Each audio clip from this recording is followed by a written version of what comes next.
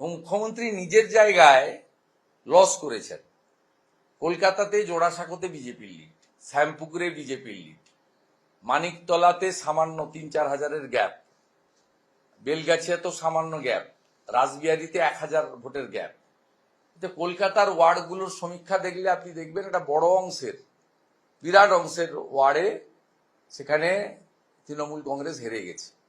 এবং গোটা রাজ্যে পৌরসভার হিসাব যদি দেখেন, আরবান এলাকা যেখানে মমতা ব্যানার্জির মিসরুল এবং করাপশন আর আনএমপ্লয়মেন্টটা সবচেয়ে বড় ইস্যু হয়েছে, ৬৫টা পুরসভাতে তৃণমূল কংগ্রেস হেরেছে, যেখানে তাদের চেয়ারম্যান, তাদের কর্পোরেশনের মেয়র।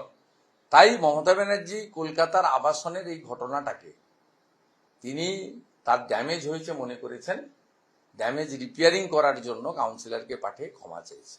আমরা প্রায় ২০-২৫ লক্ষ ছাপ্পা হয়েছে, আর মুসলিম ভোটের শতকরা ৯৫% তৃণমূল কংগ্রেসকে ভোট দিয়েছে। ইমাম সাহেবরা মাঠে নেমেছিলেন এবং মুর্শিদাবাদে তো কোথাও কোথাও ধর্মীয় স্থান থেকেও মাইকে বলে ভোট করানো হয়েছে সংগঠিতভাবে।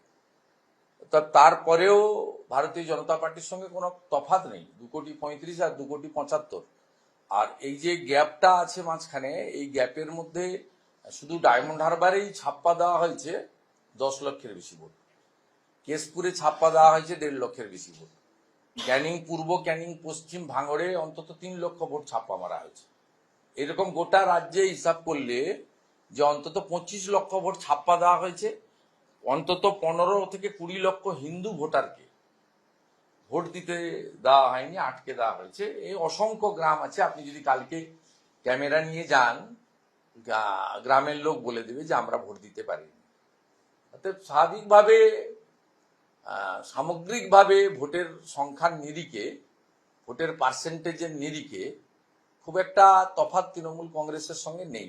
আমি আবারও বলি, এই ১২টা যদি ২১ হতো, নিশ্চিতভাবে সব বিজেপি কর্মীরা খুশি হতো। সেই জায়গাটা ছিল আরামবাগ থেকে শুরু করে, মেদিনীপুর থেকে শুরু করে, আপনার বাঁকুড়া থেকে শুরু করে, কোচবিহার থেকে শুরু করে, এই আসনগুলোর ফল যদি দেখেন ২% কম হেরফের হয়েছে। এরপরে যদি বিধানসভা ভিত্তিক হিসাব করেন, ৯০টা বিধানসভাতে ক্লিয়ার লিড আছে বিজেপির, আরো 15টা বিধানসভাতে ২,০০০-এর কম মার্জিনে বিজেপি হেরেছে। ১৪৬টা বিধানসভা থেকে বিজেপি ৪০% ভোট পেয়েছে, তৃণমূল কংগ্রেস ৪২%-এরও কম পেয়েছে, মানে ১.৫%-এর ডিফারেন্স রয়েছে 146 অ্যাসেম্বলিতে। এত কাণ্ড করার পরে আপনার প্রতিবেশী বিধানসভার যিনি বিধায়ক সোহম চক্রবর্তী, অভিনেতা হিসেবে তিনি খ্যাতি অর্জন করেছিলেন, বিধায়ক হিসেবে করেছিলেন, এখন নিউ টাউনে তিনি অত্যন্ত গৌরিত অপরাধ করেছে। গৌরিত অপরাধ করেছে, জামিন অযোগ্য ধারায় গ্রেপ্তার করা উচিত, কারণ তর্কাতর্কি ঠেলাঠেলি পর্যায়ে যায়নি।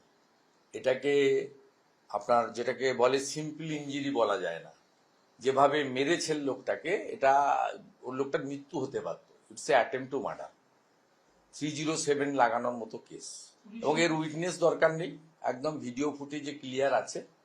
পুলিশ তো করবে, পুলিশ মানে পুলিশই তো তৃণমূলকে এখানে রেখেছে।